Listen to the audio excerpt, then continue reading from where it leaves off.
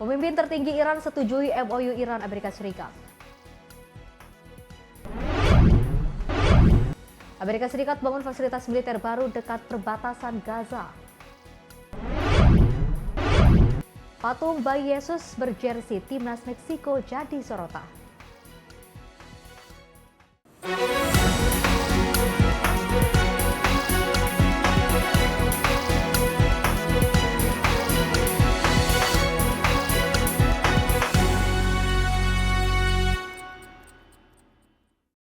Halo pemirsa, apa kabar Anda hari ini? Sorotan Dunia kembali hadir menemani Anda dengan beragam informasi menarik yang akan kami hadirkan dari mancanegara. Bersama saya Pesy Rahmadi, inilah Sorotan Dunia selengkapnya.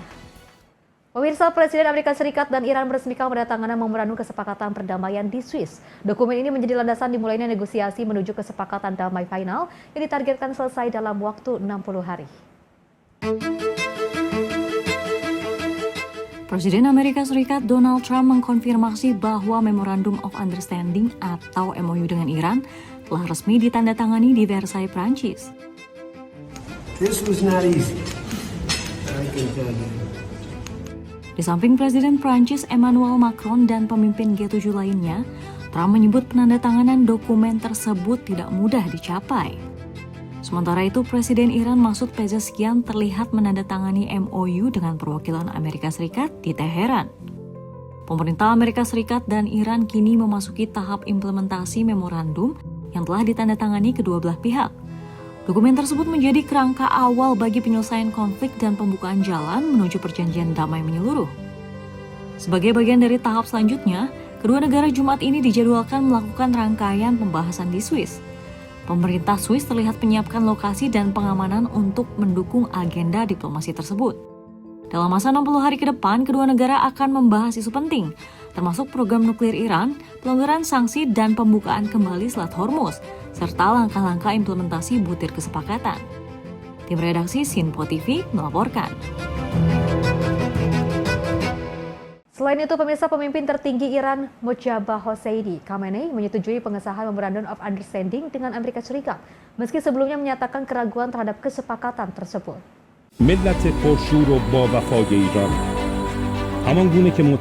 Dalam pernyataan yang dibacakan televisi negara Iran, Khamenei menyebut keputusannya diambil setelah menerima jaminan dari Presiden Iran dan Dewan Keamanan Nasional Supreme. Ia menegaskan kesepakatan tersebut harus melindungi hak-hak bangsa Iran dan front perlawanan, serta menyatakan Iran tidak akan menyerah jika Amerika Serikat memberikan tuntutan berlebihan dalam tahap negosiasi berikutnya. Khamenei juga menuding Presiden Amerika Serikat Donald Trump menggunakan berbagai tekanan untuk mencapai kesepakatan tersebut. Sebelumnya, memorandum kesepakatan itu ditandatangani oleh Presiden Iran Masoud Pezeshkian dan Presiden Amerika Serikat Donald Trump, dengan Perdana Menteri Pakistan Shehbaz Sharif sebagai mediator. Kesepakatan tersebut mencakup gencatan senjata 60 hari yang dapat diperpanjang, potensi pembukaan kembali Selat Hormuz, serta lanjutan pembahasan program nuklir Iran dan isu sanksi. Tim redaksi Sinpo TV melaporkan. Pemirsa, Presiden Amerika Serikat Donald Trump menyatakan pasar saham menembus rekor tertinggi, sementara harga minyak disebut turun signifikan di tengah optimisme ekonomi.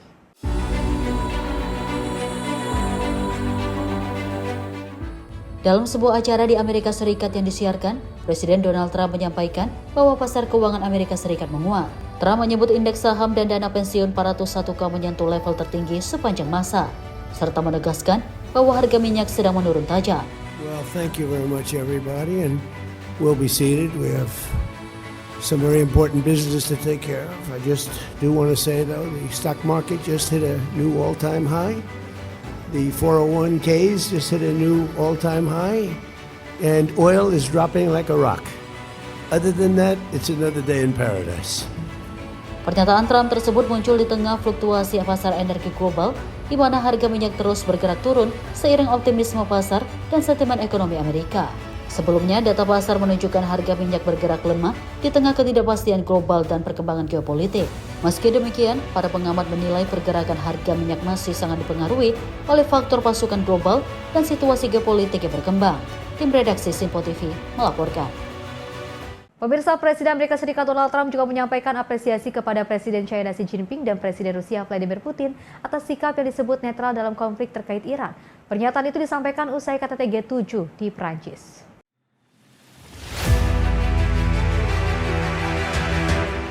Dalam konferensi pers penutupan KTT G7 di Evian Les Bains, Trump menyatakan bahwa China dan Rusia tidak memperkeruh situasi terkait Iran. Trump secara khusus menyebut telah berbicara langsung dengan Presiden China Xi Jinping dan menilai sikap Beijing sepenuhnya netral.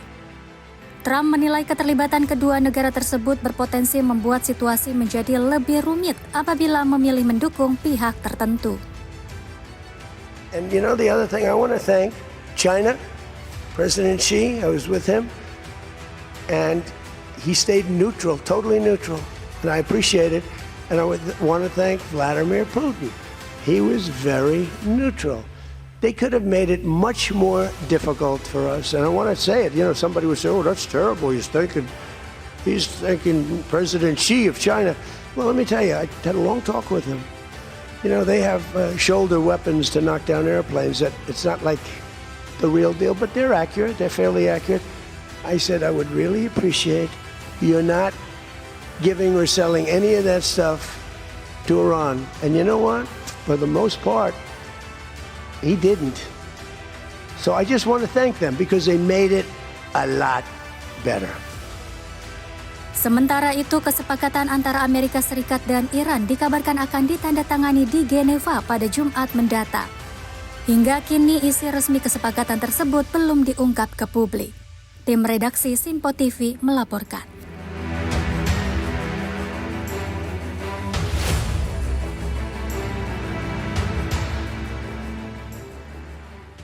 Pemirsa, Presiden Prancis Emmanuel Macron menyebut terdapat sebuah terobosan terkait Ukraina dalam KTT G7 yang berlangsung di Evian Les Bains. Menurutnya, pertemuan para pemimpin negara maju tersebut menandai perubahan penting dalam pendekatan terhadap konflik Ukraina.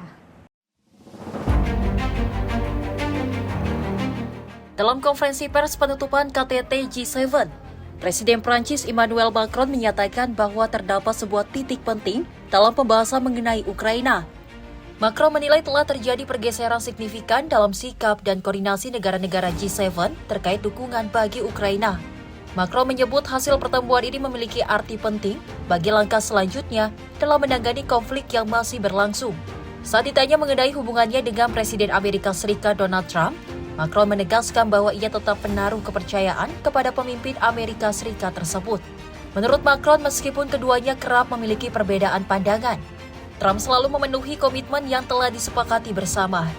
Dalam konferensi pers terpisah, Trump lebih banyak membahas kesepahaman yang dicapai Amerika Serikat dan Iran. Trump juga mengungkapkan bahwa pekan ini ia telah berbicara dengan Presiden Ukraina Volodymyr Zelensky dan Presiden Rusia Vladimir Putin, serta menyatakan akan memberikan perhatian lebih lanjut terhadap konflik Ukraina. Pernyataan Macron menunjukkan bahwa isu Ukraina tetap menjadi salah satu agenda utama dalam KTT G7. Para pemimpin negara maju terus mencari langkah bersama untuk merespon perkembangan konflik dan menjaga stabilitas global. Tim redaksi Sinpo TV melaporkan. Informasi lainnya, pemirsa, Inggris dan Jerman mengumumkan bantuan militer baru untuk Ukraina dengan fokus utama pada penguatan sistem pertahanan udara di tengah berlanjutnya serangan rudal dan drone Rusia.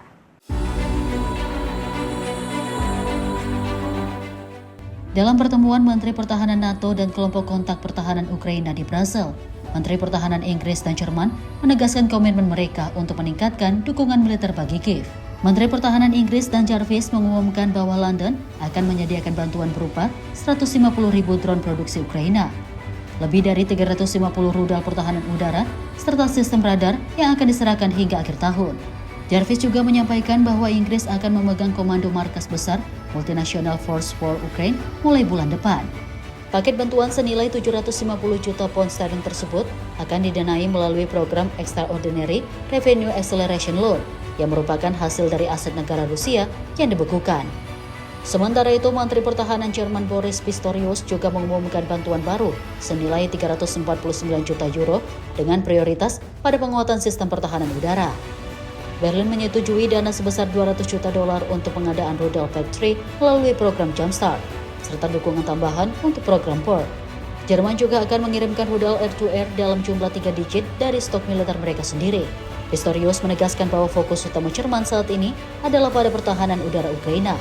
Tim redaksi Sinpo TV melaporkan. Pemirsa, Teater Akademik Negara Tatar Galiasgar Kamal di kota Kazan, Rusia disiapkan menjadi lokasi resepsi resmi bagi para peserta KTT Rusia ASEAN yang berlangsung pada pertengahan Juni.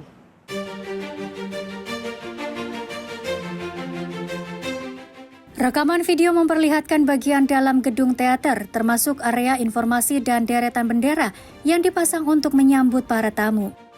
Teater Galiasgar Kamal merupakan salah satu institusi seni paling bersejarah di kawasan Tatarstan. Teater ini didirikan pada tahun 1906 dan dianggap sebagai kelahiran teater modern berbahasa Tatar. Nama teater ini diambil dari Galiasgar Kamal, seorang sastrawan dan dramawan Tatar yang berperan besar dalam perkembangan seni pertunjukan di Rusia. Teater ini akan menjadi tempat penyelenggaraan jamuan resmi dalam rangkaian KTT Rusia ASEAN yang digelar di Kazan. KTT Rusia ASEAN berlangsung pada tanggal 17 hingga 19 Juni dan menjadi ajang pertemuan antara Rusia dengan negara-negara Asia Tenggara. ASEAN saat ini terdiri dari 11 negara anggota, yaitu Brunei Darussalam, Vietnam, Indonesia, Kamboja, Laos, Malaysia, Myanmar, Singapura, Thailand, Filipina, dan Timur Leste. Pertemuan ini diharapkan menjadi momen penguatan hubungan kerjasama di berbagai bidang antara Rusia dan kawasan Asia Tenggara. Tim redaksi Sinpo TV melaporkan.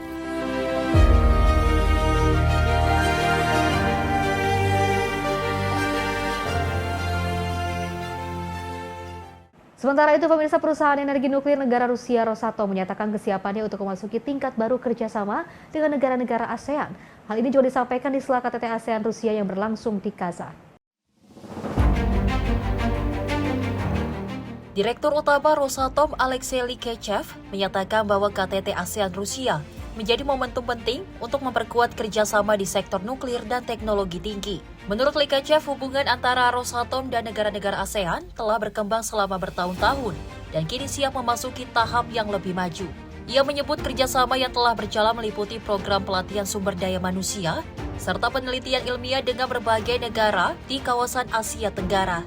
Rosatom juga mengusulkan perluasan kolaborasi ke bidang kompetensi digital, pengembangan material baru, teknologi manufaktur aditif atau 3D printing, serta kedokteran nuklir. Likachev menegaskan bahwa Rusia siap berbagi pengetahuan dan pengalaman, tidak hanya di bidang nuklir tetapi juga dalam berbagai sektor teknologi modern. Tim redaksi Sinpo TV melaporkan.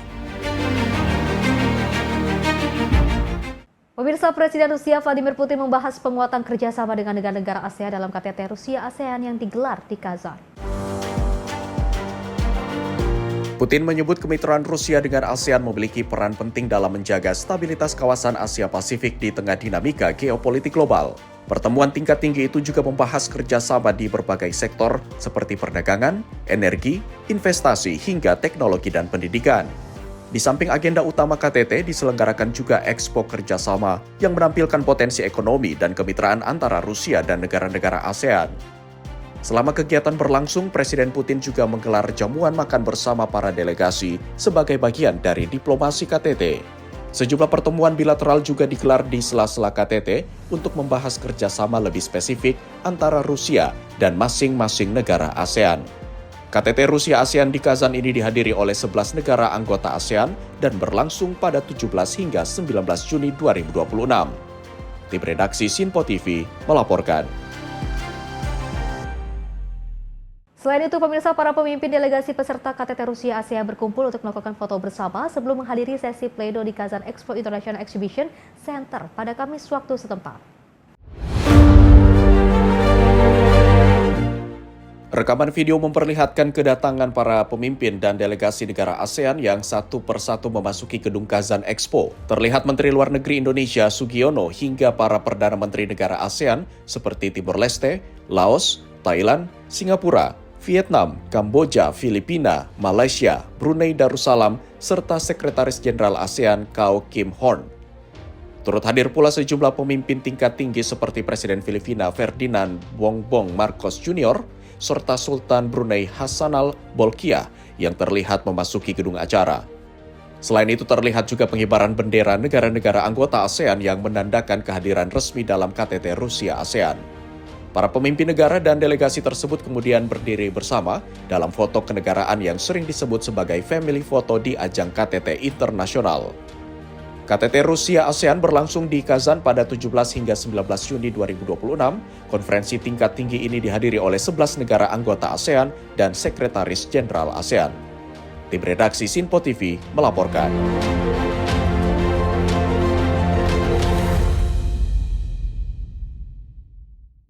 Pemirsa, Amerika Serikat bangun fasilitas militer baru dekat perbatasan Gaza. Informasinya usai jeda berikut ini.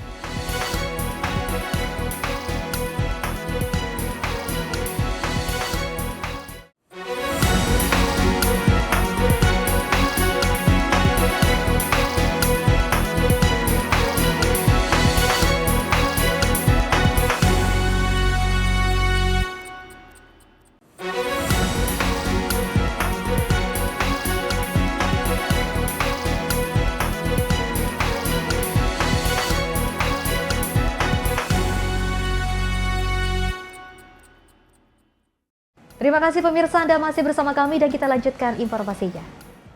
Pemirsa, Perdana Menteri Israel Benjamin Netanyahu menegaskan pasukannya akan tetap berada di Lebanon Selatan selama kebutuhan keamanan Israel masih mengharuskannya.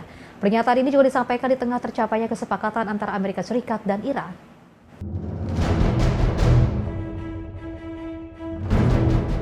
Berbicara saat peresmian Jalan Rute 60 di Gush Etzion, tepi barat, Perdana Menteri Israel Benjamin Netanyahu menyatakan bahwa Israel tidak akan meninggalkan zona keamanan di Lebanon Selatan selama hal itu masih diperlukan untuk menjamin keamanan negaranya. Netanyahu mengklaim Israel telah mematahkan poros kejahatan yang juga dibangun Iran, melemahkan kemampuan rudal Hizbullah, serta terus menekan Hamas di jalur Gaza. Pernyataan ini disampaikan di tengah tercapainya kesepakatan antara Amerika Serikat dan Iran. Sementara itu, kesepakatan Amerika Serikat dan Iran sendiri mencantumkan komitmen mengakhiri seluruh konflik bersenjata, termasuk di Lebanon, membuka kembali Selat Hormuz, mengakhiri blokade Angkatan Laut Amerika Serikat, mencabut sanksi terhadap Iran, memastikan Iran tidak mengembangkan senjata nuklir, serta menyiapkan dana pembangunan senilai $300 miliar Amerika Serikat bagi Iran. Tim redaksi Sinpo TV melaporkan. Selain itu, pemirsa, militer Amerika Serikat dikabarkan memulai pembangunan fasilitas baru di dekat Kibbutz Reims, tak jauh dari perbatasan Gaza yang akan berfungsi sebagai pusat koordinasi militer di kawasan tersebut. Video yang beredar menunjukkan pekerjaan di lokasi tersebut dengan pendirian tenda dan pos pengamatan. Proyek ini disebut akan menampung beberapa ribu personel dan dilengkapi fasilitas seperti bunker, menara pengawas, area penyimpanan, dan komando. Sejumlah laporan media Israel menyebut nilai proyek mencapai sekitar $500 juta Amerika Serikat. Namun pejabat Gedung Putih menegaskan belum ada keputusan resmi terkait pembangunan pangkalan permanen di dekat Gaza. Washington menyatakan pasukan Amerika tidak akan ditempatkan di dalam Gaza dan akan tetap beroperasi di luar wilayah tersebut melalui koordinasi bantuan internasional. Proyek ini terkait dengan rencana pasca Perang Gaza yang didukung Amerika Serikat dan didukung Dewan Keamanan PBB melalui Resolusi 2803 yang mengatur pembentukan kekuatan stabilisasi internasional dan mekanisme rekonstruksi. Bagi Palestina, keberadaan fasilitas ini dinilai dapat menimbulkan kekhawatiran terkait kontrol perbatasan dan distribusi bantuan. Sementara bagi Washington, proyek ini menjadi bagian dari upaya stabilisasi tanpa mengerahkan pasukan ke dalam Gaza. Tim redaksi Sinpo TV melaporkan. Pemirsa, pemimpin Hezbollah Naim Qassem menegaskan penolakan terhadap rencana pembentukan zona keamanan Israel di Lebanon Selatan. Dalam pidato televisi, ia juga menolak usul perlucutan senjata dan menegaskan Israel harus meninggalkan seluruh wilayah Lebanon.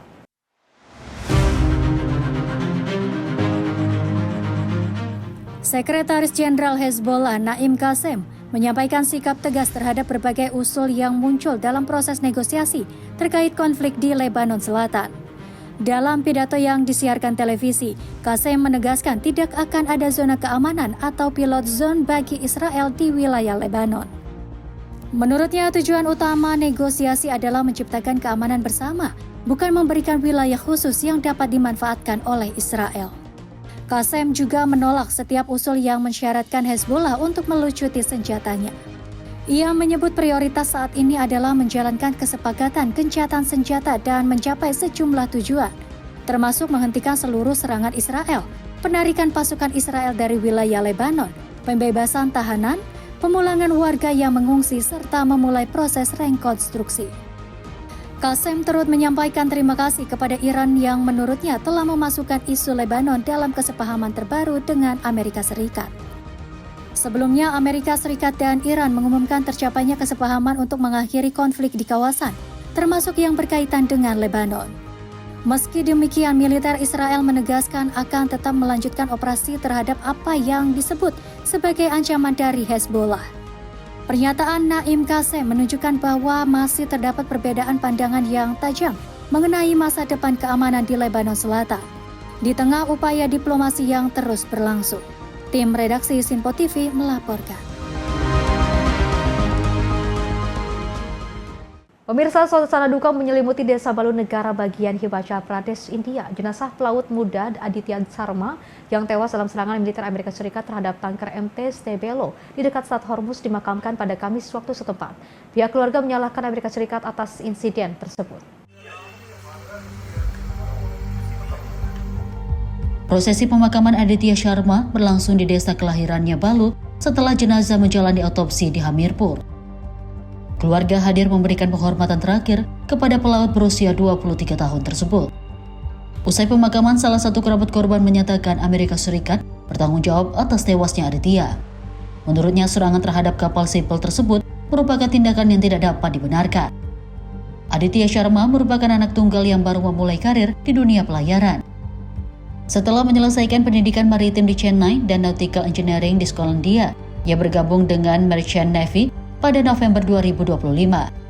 Penugasan di atas MT Stebelo menjadi tugas pertamanya.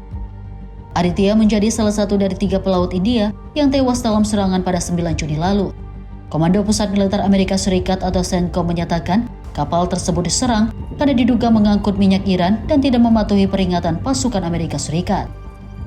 Namun operator kapal EOS Marine membantah tuduhan tersebut dan menegaskan kapal tidak membawa minyak Iran maupun berlayar menuju Iran. Tim redaksi Sinpo TV melaporkan.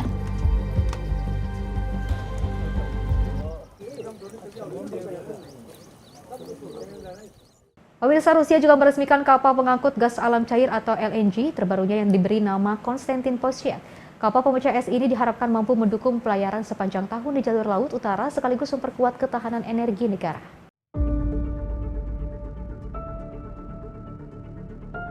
Prosesi penamaan kapal digelar di galangan kapal Jasta, wilayah Primorsky, Rusia. Acara dihadiri pejabat dan perwakilan industri maritim yang ditandai dengan pemotongan pita serta penampilan orkestra militer. Kapal tersebut dinamai sesuai nama tokoh transportasi Rusia, Konstantin Posjet. Kapal diharapkan mampu menjaga kelancaran pelayaran di jalur laut utara dan berkontribusi terhadap pendapatan serta ketahanan energi Rusia. Kapal Konstantin Posjet merupakan kapal LNG kelas R7 dengan panjang 300 meter dan kapasitas angkut lebih dari 172.000 meter kubik gas alam cair. Kapal ini mampu menembus lapisan es setebal lebih dari 2 meter sehingga dapat beroperasi dalam kondisi ekstrim di kawasan Arktik. Kapal ini akan diawaki oleh 29 pelaut Rusia dan menjadi bagian dari upaya pengembangan armada LNG nasional di jalur laut utara. Tim redaksi Sinpo TV melaporkan.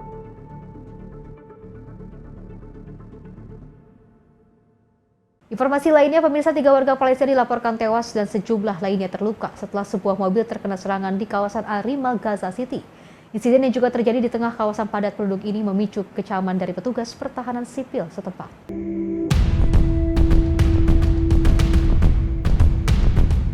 Rekaman video memperlihatkan warga dan petugas pertahanan sipil berkerumun di sekitar mobil yang hancur akibat serangan. Puing-puing kendaraan dan bekas darah terlihat berserakan di lokasi kejadian. Menurut otoritas lokal, serangan terjadi pada siang hari di persimpangan Al-Saraya, salah satu kawasan yang padat aktivitas warga dan pejalan kaki. Petugas menyatakan sejumlah orang mengalami luka-luka, termasuk perempuan dan anak-anak yang berada di sekitar lokasi saat insiden terjadi. في وضح النهار مرة بالسيارات في مكان متصل في مفترق السرايا، هذا المكان الذي يعج بالمواطنين. تم نقل من هذا المكان شهيدين وباقي الإصابات هم من المارة، من الأطفال ومن النساء ومن أصحاب الاحتياجات في هذا المفترق. في وضح النهار وفي الساعات الذروة يقصد هذه السيارة وهذه العربات بطريقة مباشرة دون يعني أدنى اتخاذ يعني إجراءات سلامة، وتم استهداف المواطنين. الإصابات الآن في المستشفى والشهيدين حتى هذه اللحظة لا نعلم ما هي تداعيات هذا الحدث، ولكن نقول أن الاستهدافات تكون مباشرة وبشكل مباشر، وهذا يعني أن أرواح المواطنين يعني لا يؤول لهم أي اهتمام، وبالتالي نحن نطالب بضرورة حماية الشعب الفلسطيني وبضرورة يعني تحديد الأمور التي من خلالها يتم أمن وأمان، وضع أمن وأمان للمواطنين. Konflik di Gaza yang berlangsung sejak Oktober 2023 terus menimbulkan korban jiwa dan kerusakan luas di wilayah tersebut. Berbagai upaya diplomatik untuk mengakhiri konflik masih terus berlangsung. Tim redaksi Sinpo TV melaporkan. Pemirsa, serangan udara Israel kembali mengguncang Lebanon Selatan. Operasi militer ini terjadi meskipun telah tercapai kesepahaman antara Amerika Serikat dan Iran yang juga mencakup upaya mengakhiri konflik di Lebanon.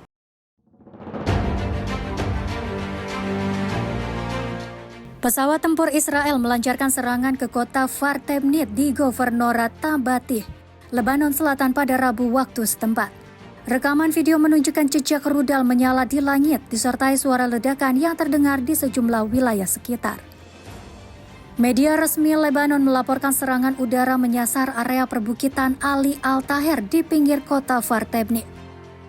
Sementara kawasan hutan di Nabati Al-Faqwa dilaporkan menjadi sasaran tembakan artileri. Di saat yang sama, warga juga melaporkan suara ledakan dari rudal pencegat yang beroperasi di langit Nabati. Menurut Kementerian Kesehatan Lebanon, jumlah korban sejak eskalasi operasi militer pada Maret lalu telah mencapai 3.880 orang tewas dan lebih dari 11.800 orang terluka. Serangan terjadi di tengah kesepahaman antara Amerika Serikat dan Iran yang mencantumkan penghentian konflik di Lebanon sebagai salah satu bagian penting dari proses diplomatik kedua negara. Meski demikian, militer Israel menegaskan akan terus melakukan operasi terhadap ancaman yang disebut berasal dari kelompok Hezbollah di Lebanon Selatan. Sebelumnya, Presiden Amerika Serikat Donald Trump menyatakan ketidakpuasannya terhadap cara Israel menangani situasi di Lebanon dan konflik dengan Hezbollah. Meski jalur diplomasi antara Washington dan Teheran terus berlanjut, kondisi keamanan di Lebanon Selatan masih belum menunjukkan tanda-tanda mereda. Serangan dan aksi militer masih terus terjadi di sejumlah wilayah perbatasan. Tim redaksi Sinpo TV melaporkan.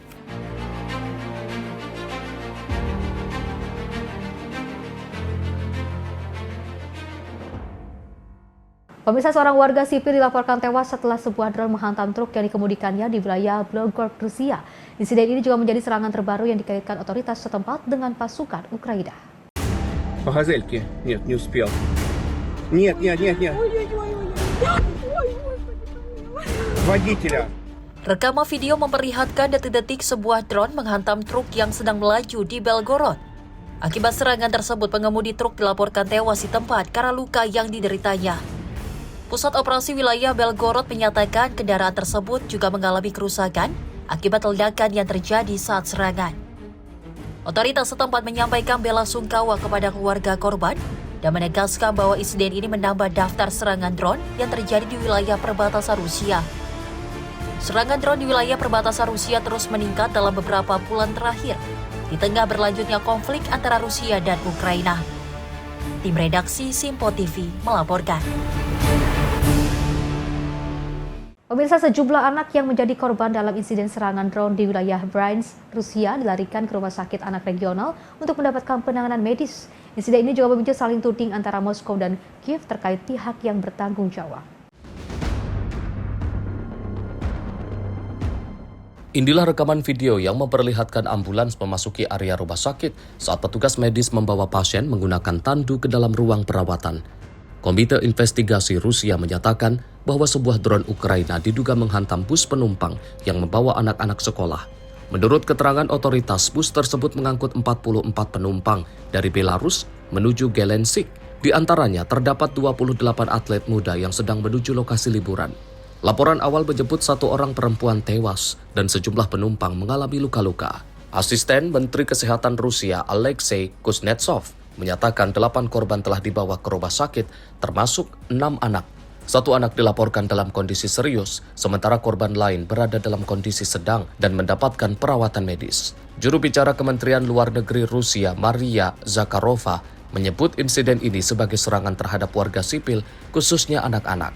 Di sisi lain, staf umum Angkatan Bersenjata Ukraina membantah tuduhan tersebut. Kiev menyebut klaim Rusia mengenai serangan terhadap bus anak-anak sebagai informasi yang tidak benar dan dinilainya sebagai provokasi. Tim redaksi Sinpo TV melaporkan. Selain itu, pemirsa, 1 bulan setelah Republik Demokratik Kongo menetapkan status wabah Ebola, petugas kesehatan masih berjuang menekan penyebaran virus di wilayah dunia. Meski jumlah pasien yang sembuh terus meningkat, Organisasi Kesehatan Dunia atau WHO mengingatkan bahwa situasi masih berada dalam fase kritis.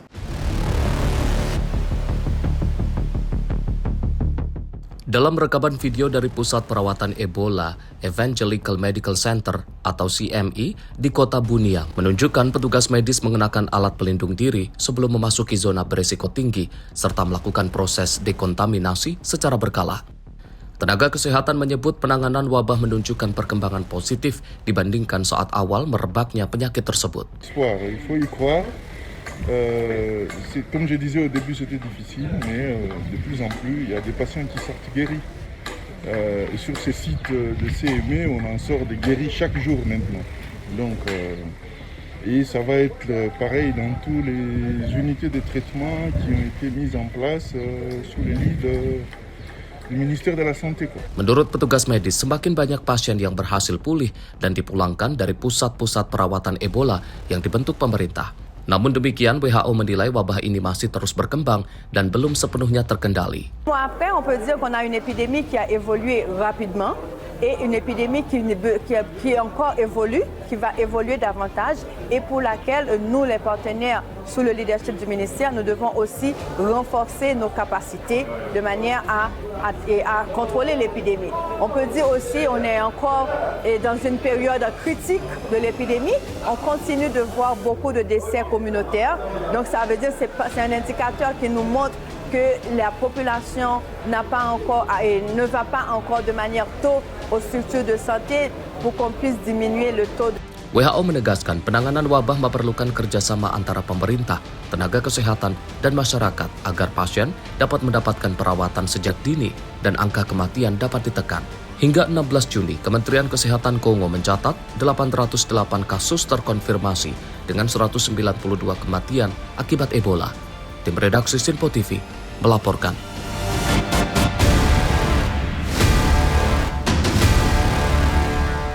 Pemirsa, polisi Israel membubarkan aksi protes kaum Yahudi Ortodoks Ultra di kawasan Bnei Brak, Israel Tengah pada Rabu pagi waktu setempat. Aksi yang juga memblokir jalan tol utama ini dipicu oleh penangkapan sejumlah pelajar yeshiva yang dituduh menghindari wajib militer.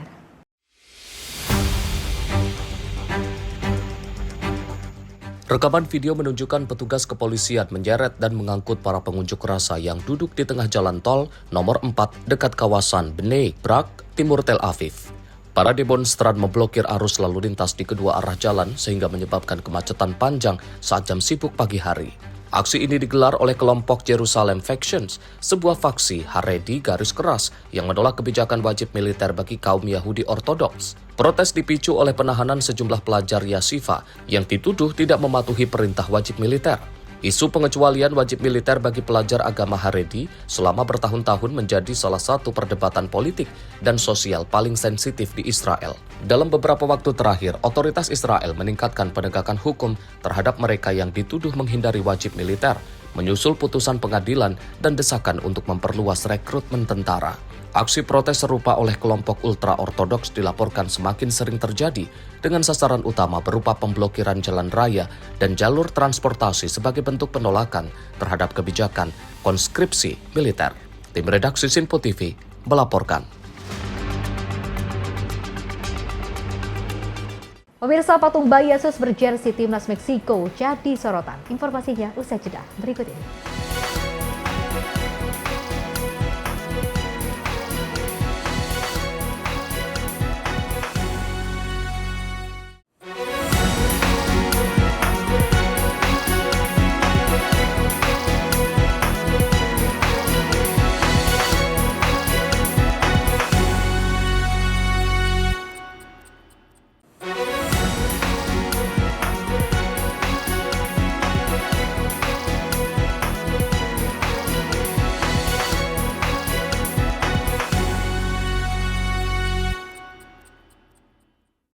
Pemirsa, Anda masih menyaksikan Sorotan Dunia dan kita lanjutkan informasinya. Pemirsa, sebuah patung bayi Yesus yang dipakai jersey timnas Meksiko menjadi sorotan di Katedral Metropolitan Mexico City di tengah suasana Piala Dunia yang juga memperduliakan perpaduan antara iman dan sepak bola.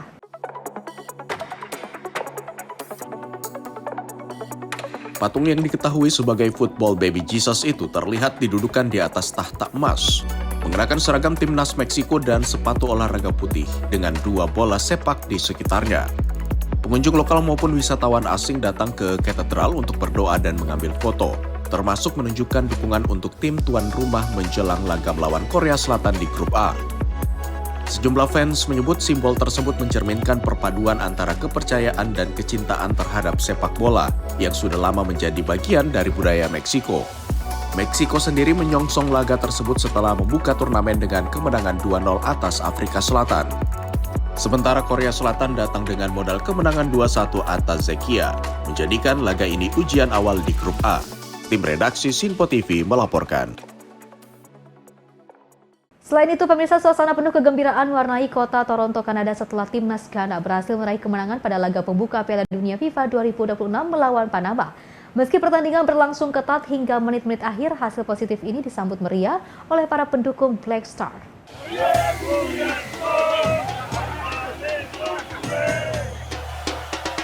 Ratusan supporter Ghana yang memadati area di sekitar stadion melampiaskan kegembiraan mereka usai peluit panjang berbunyi. Dengan mengenakan warna merah, kuning, dan hijau khas Ghana, mereka menyanyikan yel-yel dan merayakan 3 poin penting yang diraih tim kebanggaan mereka. Pertandingan berjalan sengit dan membuat para pendukung tegang hingga akhir laga. Banyak yang menilai Panama memberikan perlawanan lebih kuat dari perkiraan. And I'm so happy that Ghana won. I'm so happy that we got an extra time because the Panama, we thought they were gonna win, but thank God we won. Kemenangan ini menjadi modal penting bagi Ghana dalam persaingan grup L. Hasil positif tersebut diraih meski Ghana tampil tanpa gelandang senior Thomas Partey yang absen pada laga ini. Para pendukung berharap keberhasilan ini menjadi awal langkah panjang menuju babak berikutnya. Berkat hasil ini, Ghana menempati posisi yang menguntungkan menjelang 2 laga berat berikutnya melawan Inggris dan Kroasia. Para pendukung pun optimistis Black Star mampu melanjutkan momentum positif dan memberikan kejutan di panggung Piala Dunia 2026. Tim redaksi Sinpo TV melaporkan. Pemirsa, kru utama dan juga cadangan untuk ekspedisi ke-75 menuju Stasiun Luar Angkasa Internasional terlihat menjalani latihan intensif di pusat pelatihan Roscosmos pada Kamis waktu setempat. Rekaman video memperlihatkan para personel pelatihan memantau aktivitas kru melalui layar video selama sesi simulasi terintegrasi. Para astronot dan kosmonot menjalani latihan menggunakan simulator kendaraan Soyuz dan segmen Rusia di ISS. Kosmonot Roscosmos Anna Kikina menyatakan kebanggaannya dapat bergabung dalam misi ini dan menegaskan tim dalam kondisi siap dan saling mendukung. Sementara itu, astronot NASA Anil Menon mengingat perjalanan karirnya sebagai dokter sebelum akhirnya mendapat kesempatan untuk terbang bersama kru Rusia di Soyuz. Roscosmos menyebutkan latihan akan berlangsung selama 2 hari dengan fokus pada penanganan situasi darurat seperti kegagalan sistem hingga penurunan tekanan kabin selama penerbangan dan operasi di stasiun luar angkasa. Sementara itu, peluncuran ekspedisi ke-75 ke ISS dijadwalkan pada bulan Juli mendatang. Tim redaksi Sinpo TV melaporkan. Pemirsa, hamparan bunga Daisy Sasta berwarna putih mekar sempurna menutupi dataran tinggi di wilayah Provinsi Gawon, Korea Selatan. Pemandangan menawan ini menjadikan kawasan pegunungan tersebut sebagai salah satu destinasi favorit wisatawan pada musim panas.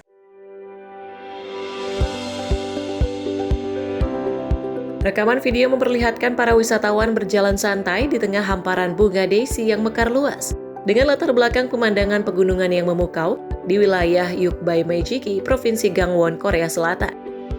Sejumlah pengunjung mengabadikan momen mereka melalui foto dan video, sambil menikmati udara sejuk dataran tinggi. Wilayah ini terletak di puncak Gunung Cheonggoksan pada ketinggian 1.256 meter di atas permukaan laut. Nama Yukbae Maejiki sendiri berasal dari satuan ukuran tradisional Korea, yang menggambarkan luas lahan yang mampu ditanami hingga 600 majigi benih padi. Kawasan ini dikenal luas sebagai salah satu padang bunga terindah di Korea Selatan dan menjadi destinasi favorit bagi pecinta alam serta fotografi. Banyak wisatawan mengaku terkesan dengan keindahan hamparan bunga yang melebihi ekspektasi mereka. 저는 서울에서 왔고요. 오늘 여기 평창 600마지기 와가지고 샤스타 데이지 보니까 너무 기분도 좋고 날씨도 좋고 다 좋았습니다. Musim terbaik untuk mengunjungi kawasan ini berlangsung dari pertengahan Juni hingga awal Juli, saat bunga Daisy Shasta berada pada masa mekar terbaiknya. Keindahan alam yang dipadukan dengan pemandangan pegunungan menjadikan Yukbaik Majigi sebagai salah satu destinasi wisata alam unggulan di Provinsi Gangwon. Tim redaksi Sinpo TV melaporkan.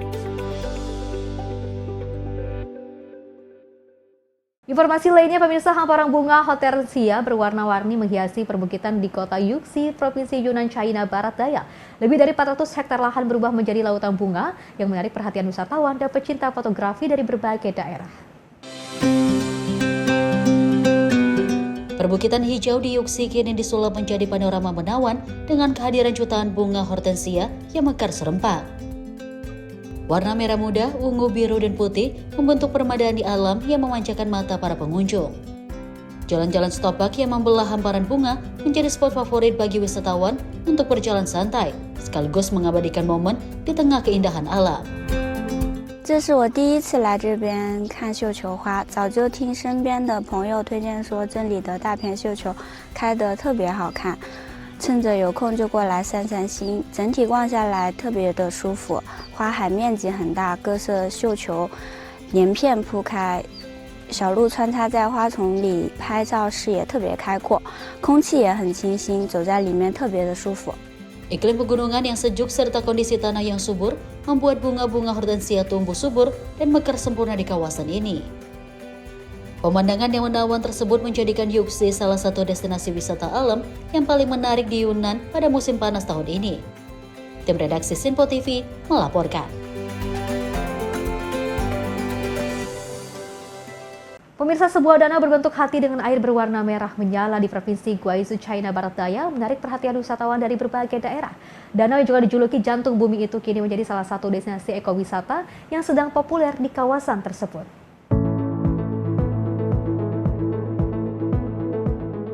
Terletak di tengah pegunungan hijau Provinsi Guizhou, danau ini menampilkan pemandangan yang tidak biasa dengan bentuk menyerupai jantung dan warna air merah kehitaman yang kontras dengan hutan di sekitarnya.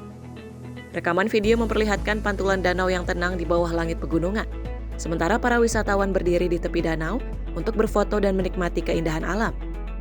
Sejumlah pengunjung menyebut warna merah danau menjadi daya tarik utama yang membedakannya dari danau-danau terkenal lain di China.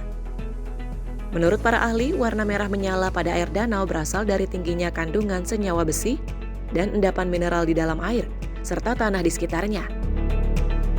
Proses erosi alam yang berlangsung selama ribuan tahun juga membentuk lereng-lereng di sekitar danau menjadi pola melingkar yang menyerupai denyut jantung.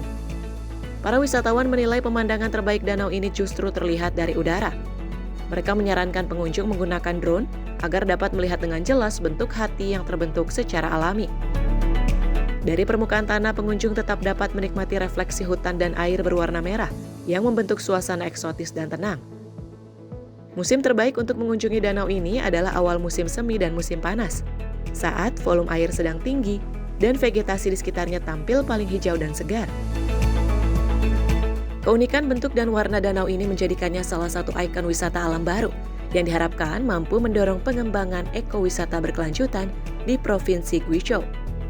Tim redaksi Sinpo TV melaporkan. Pemirsa, informasi tadi sekaligus mengakhiri jumpa kita dalam Sorotan Dunia kali ini. Mewakili kerabat kerja yang bertugas, saya Fesi Ramadi mengucapkan terima kasih dan sampai jumpa.